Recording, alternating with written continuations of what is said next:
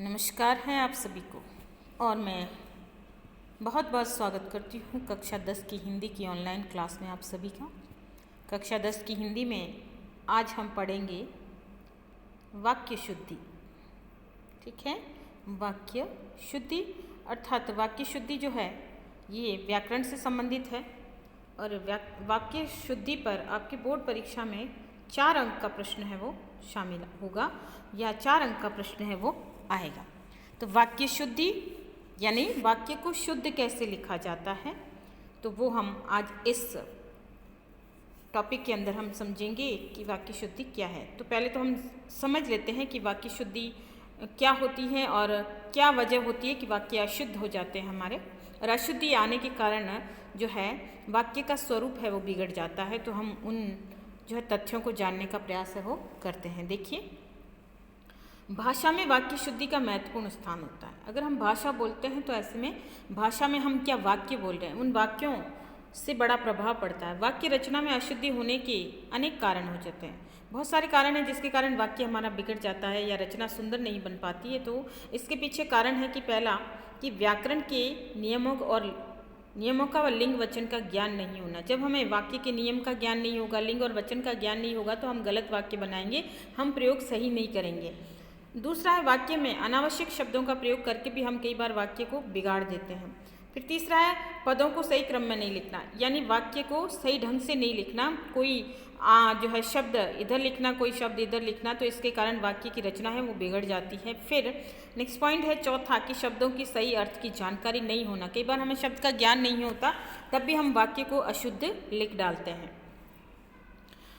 और पांचवा है कि सर्वनाम और परसर्ग संबंधी जो है अशुद्धि, कि हम सर्वनाम के चिन्हों का प्रयोग करना नहीं जानते। परसर्ग यानी बीच के शब्द जो कि दो वाक्यों को आपस में जो है तोड़ने का कार्य करता है, या की का जो भी शब्द होते हैं, तो इन शब्दों का प्रयोग अगर हमें सही नहीं आता तब भी वाक्य अशुद्ध हो जाता है।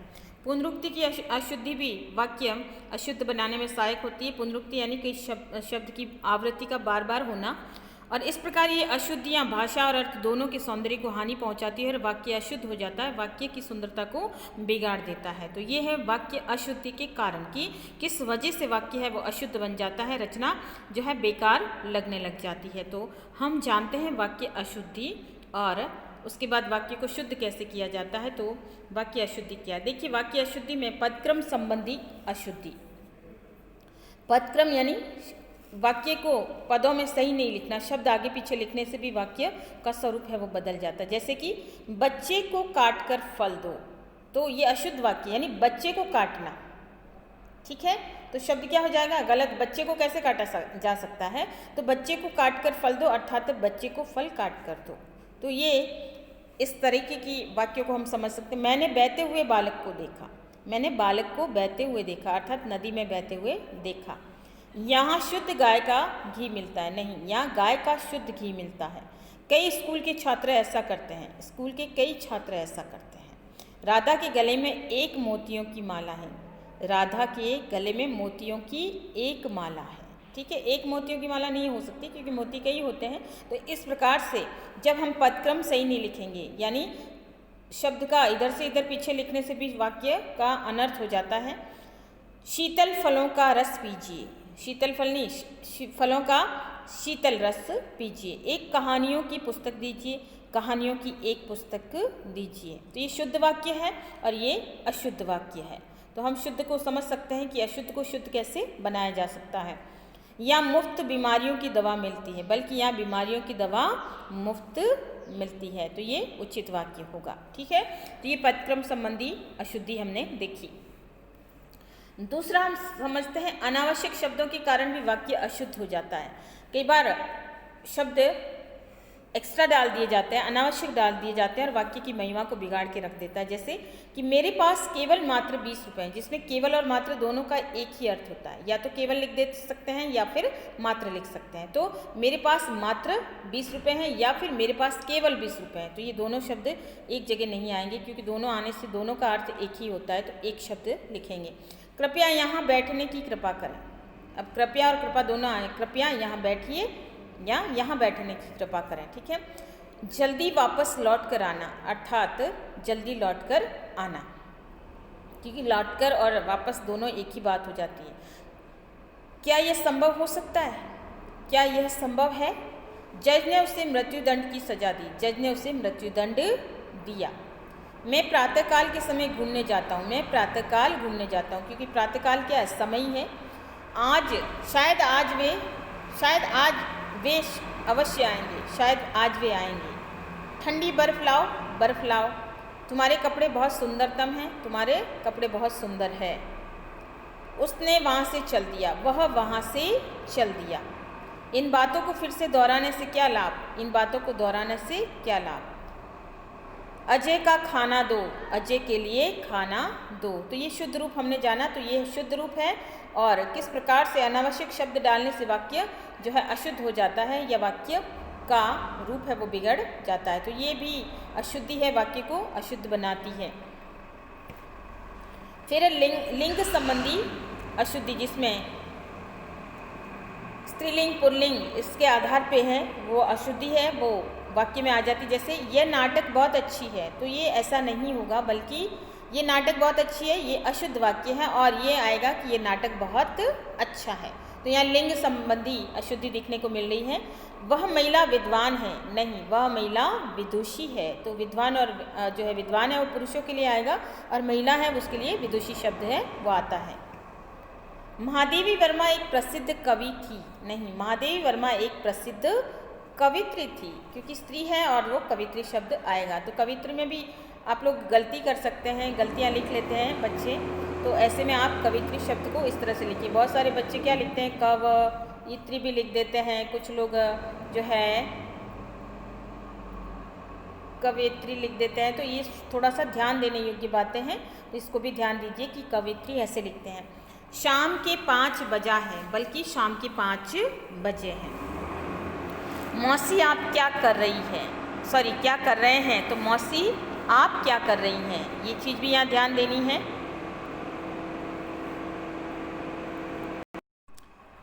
वह अपने धुन में जा रही है। वह अपनी धुन में जा रही है।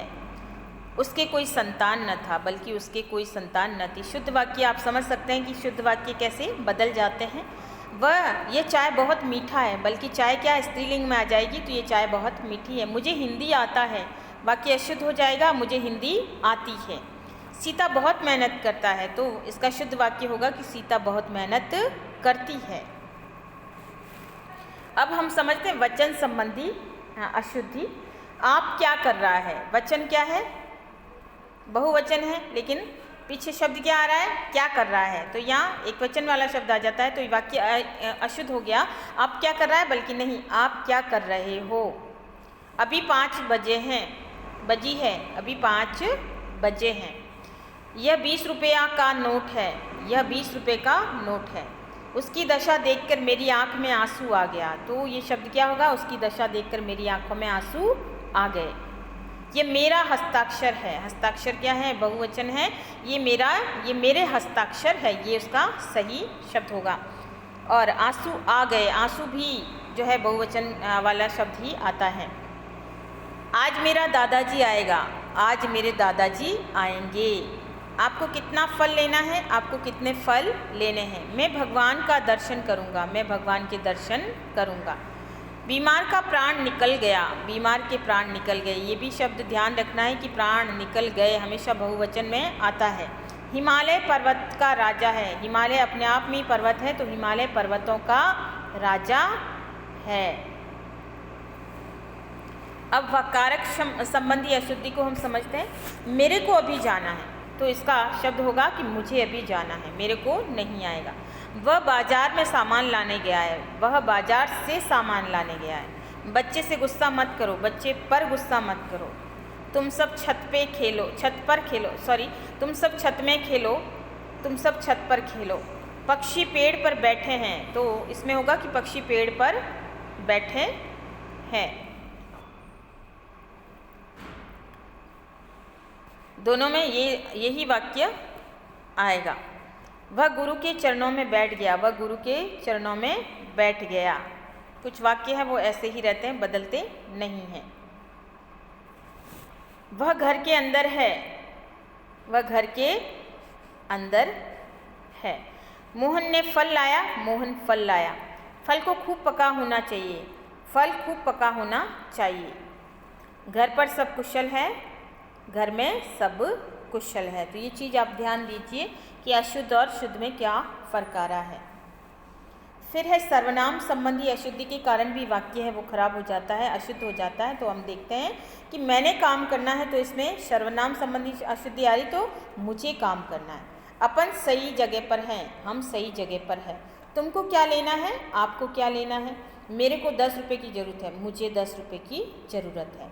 अपने को आपका काम ठीक लगा, मुझे आपका काम ठीक लगा। वह लोग इधर आएंगे, वे लोग इधर आएंगे। भैया ने मुझको कहा, भैया ने मुझसे कहा।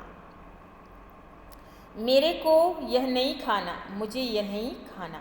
तेरे को कहाँ जाना है, तो ये अशुद्ध वाक्य है, होगा तुम्हें कहाँ जाना है। तेरे को क्या लेना है, आपको क्या लेना है। तो ये वाक्य देख सकते हैं कि यहाँ पे सर्वनाम संबंधी अशुद्धि के कारण वाक्य अशुद्ध हैं, तो उसे हम किस प्रकार से शुद्ध कर सकते हैं। अब आती है क्रिया संबंधी अशुद्धि, जिसमें अशुद्ध वाक्य और शुद्ध वाक्य में अंतर हम देख सकते हैं। ये अशुद्ध है, ये शुद्ध वाक्य है कि भाषण सुनते सुनते कान पक गया, भाषण सुनते सुनते कान पक गए। आप फल खा के देखो, आप फल खाकर देखें। बच्चा खाना व दूध पीकर सो गया, बच्चा खाना खाकर और दूध पीकर सो गया। राम ने शीला की प्रतीक्षा देखी, राम ने शीला की प्रतीक्षा की। माँ ने पुत्र को आशीर्वाद प्रदान किया, वास्तव में शब्द होगा कि वाक्य होगा कि माँ ने पुत्र को आशीर्वाद दिया। मैंने अपनी नौकरी त्याग दी, मैंने अपनी नौकरी छोड़ दी। राम ने मुझे गाली निकाली, राम ने मुझे गाली दी। अब हम समझते हैं मुहावरे संबंधी अशुद्धि के कारण भी वाक्य अशुद्ध हो जाते हैं कि रमेश की तो अक्ल मर गई है। देखिए इस टाइप का प्रश्न, इस प्रकार का प्रश्न भी आता है। तो रमेश की तो अक्ल मर गई, रमेश की तो अक्ल मारी गई है, ये ध्यान देना है आपको। वह अपनी माँ की आँख का चांद है, वह अपनी माँ की आँख का तारा है, चांद नहीं होगा। बंद कमरे में उसका दम फूलने लगा, बंद कमरे में उसका दम घुटने लगा। ठीक है। उसकी मेहनत पर पानी गिर गया, उसकी मेहनत पर पानी फिर गया। तेरी शरारत से मेरी सांस में दम आ गया, तेरी शरारत से मेरी नाक में दम हो गया, दम आ गया। गीता के मुंह में फूल गिरते, गीता के मुंह से फूल गिरते हैं, गीता के मुख से फूल झड़ते हैं, यानी अच्छा मीठा बोलती है। राम तो अपनी अक्ल का शत्रु है, राम तो अपनी अक्ल का दुश्मन है। चोरी करते पकड़े जाने पर उसकी नाक झुक गई, यानी नाक कट गई, चोरी करते पकड़े जाने पर उसकी नाक कट गई। तो ये मुहावरे संबंधी अशुद्ध वाक्य है, वो हमने जाना। तो इस प्रकार से ये वाक्य शुद्धि को हमने जाना, जो कि मुहावरे संबंधी और अन्य कई प्रकार की अशुद्धियाँ, हमने क्रिया संबंधी अशुद्धि को जाना है। इसके बाद सर्वनाम संबंधी अशुद्धि को भी जाना कि अशुद्ध वाक्य से वाक्य कितने प्रभावित हो जाते हैं। कारक संबंधी अशुद्धि को जाना है, वचन संबंधी अशुद्धि वाक्य को जाना है, और इसके बाद लिंग संबंधी अशुद्ध वाक्य। तो इस प्रकार से हमने वाक्य की रचना को जाना और वाक्यों के अशुद्ध और शुद्ध रूप को जाना। तो ये था वाक्य शुद्धि कैसे की जा सकती है, और इस पर भी आपको ये ध्यान देना है कि 4 अंक का प्रश्न है इसके अंदर। तो अतः आप वाक्य शुद्धि को जरूर समझें, जरूर पढ़ें, जरूर याद करें, क्योंकि 4 अंक बहुत ही उपयोगी अंक है, जो कि हमारे पूरे जो कह सकते हैं मार्कशीट में जो परिवर्तन कर देते हैं। तो ये था आज का हमारा जो वाक्य शुद्धि पर वीडियो। आशा करती हूँ आपको समझ में आया होगा। धन्यवाद।